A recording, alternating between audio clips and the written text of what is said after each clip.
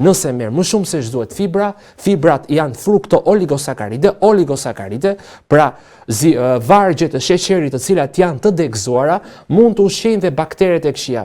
Ka dhe bakterje të cilat janë në zorën e trash dhe nëse nuk reduktohen bakteret e këqija, këto bakteret e këqija marrin ushqim prej fibrave, kolonizohen, shumojnë dhe aty krijojnë shtëpinë e tyre. Pra, do të bëjmë kujdes me konsumimin e lartë të fibrave. Pra, këtu përfshihen makaronat, këtu përfshihen ushqimet cilat janë industriale të mbyllura, pothuajse tërshëra, në nivelet të larta, dritharat që i përmenda pak më parë dhe pjesa e ushqimeve cilat kanë gluten, por kujdes nga përdorimi i lartë i drithrave. Atëherë, do shkojmë edhe pak tek ato smuthet, sepse faktori numër 3 që dëmton zorën e trash janë smuthet që përdoren në mëngjes. Pra këto këtu që ju i shikoni nga pas nuk janë të shëndetshme që të përdoren në mëngjes. Ka shumë njerëz që ditën e tyre nisin duke përdorur banane, avokado, boronica, moll, duke përdorur smuthe me shumë fruta. Këto në fakt konvertohen në trigliceride, sepse frutat kryesisht kanë fruktozë dhe marrja që mëngjes e fruktoza dhe një herë tjetër vetëm me anë të parimeve fiziologjike dhe funksioneve fiziologjike. Glukoza transportohet brenda në gjak me anë të GLUT2-shit, që janë proteinat uniporter transportues të glukozës, ndërsa fruktoza nuk përdor transport aktiv dytësor, por transport të lehtësuar ose difuzion të lehtësuar dhe nuk kërkon pompa aktive të hidrogenit dhe të ATP-s. Pra, pjesa e glukozës kërkon patjetër transport aktiv, që do të thotë prodhim ATP-je ose shpërbërje të adenozin trifosfatit, ndërsa fruktoza nuk kërkon. Prandaj, përdorimi i lëngut frutave në mëngjes nuk është i shëndetshëm për zorën e trash. Pra, që në mëngjes këto smuthe me fruta nuk janë të shëndetshme, që bëhen që janë frutat në masivitet, sepse fruktoza konvertohet deri në acid urik. Fruktoza me anë të ketoeksokinazës, fruktokinazës, konvertohet më pas në një lëndë e cila quhet, pra fruktoza konvertohet deri në hidroksizourat dhe më pas deri në acid urik. Hidroksizouratet konvertohet në trioksipurinat, dioksipurinat dhe oksipurinat. Prandaj kujdes me përdorimin e lëngut ose të smutheve të frutave. Më mirë konsumojeni siç janë, përtypini dhe kryesisht përdorini jo ushqime ose jo frutat stine sesa këto smuthe. Dhe këto dëmtojnë zorën e trash që në mëngjes. Njerëzimi nuk e dinte më përpara se çfarë kanë qenë smuthet e frutave. Smuthet e frutave janë një reklam e botës së sotme industriale që njerëzit të bëhen sa më shumë të pashëndetshëm. Gjyshja tona dhe gjyshja ime nuk e dinte smuthin e frutave që në mëngjes në kohët e sotme, ose nuk e dinte se çfarë ishte kjo gjë, por i konsumonin frutat dhe i përtypnin siç duheshin. Prandaj, fëmijëve jo smuthe frutash që në mëngjes dhe mos i dëndni dhe mos i joshtni me sheqer të frutave. Mos i dëndni me pjesën e fruktozës, sepse fruktoza konvertohet deri në acid urik. Kalojmë pak edhe tek një imazh tjetër. Tani këtu janë edhe ushqimet, një ndër faktorët e tjerë, ose faktori numër 4 që dëmton zorën e trash. Janë këto ushqime të cilat ne i kemi përmendur kush e di se sa herë, por përsëri nuk e kishim dorë që ti përmendim. Produktet e mbyllura industriale, pra produktet cilat janë, nuk duhet që t'i them edhe emrin, sepse edhe kur përmenden janë tepër të frikshme. Ndërsa ushqimet në anën time të majt dhe në të djathtën tuaj janë ato cilat janë të shëndetshme, pra molla, brokoli, kungulla, domatja dhe ato që janë në të majtën time dhe në të djathtën tuaj, janë ushqime që me të vërtet të merrojnë zorën e trash. Tani do kalojmë edhe te disa faktorë që pastrojnë zorën e trash. Si fillim tham një faktorët, ka patjetër dhe faktorë të tjerë. Është alkooli, është duhani, është cigaria, produktet e mbyllura të rafinuara, të industrializuara e të tjerë. Çelësi ku qëndron njërë për të pastruar zorën e trash. Ka procese aq shumë të thjeshta që ne i kemi harruar që t'i bëjmë, sepse jemi mbytur nga informacioni madh në internet. Një ndër gjërat më të lehta që mund të bëjmë, çdo mëngjes nga një lugë çaj vaj ulliri me pak ujë të ngrohtë, ose çdo mëngjes nga një lugë çaj ose kafe vaj ulliri që t'jetë original dhe që t'jetë bioorganik, jo i kontaminuar, sepse rritet sinteza ose rritet numri një bakteri cili quhet Akkermansia mucinofilia dhe Bifidobacterium longum ose Bifidobacterium brevus.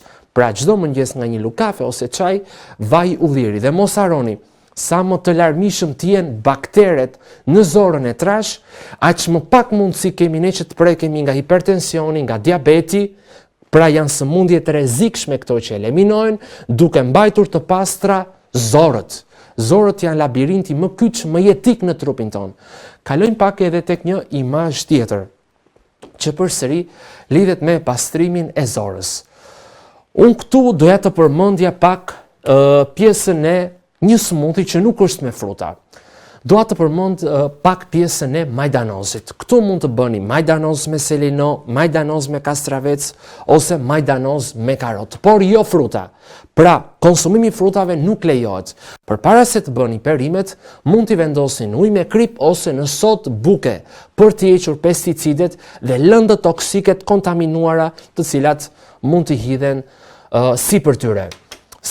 Karota përmban 3 antioksidantë, që cilat ne i kemi thënë panaksidoli, spatulenoli dhe falkarinoli, ndërsa majdanozi përmban apigenin, apigetrin, betulinik acid, përmban bilobetinën, unkarinën, mitrafilinën.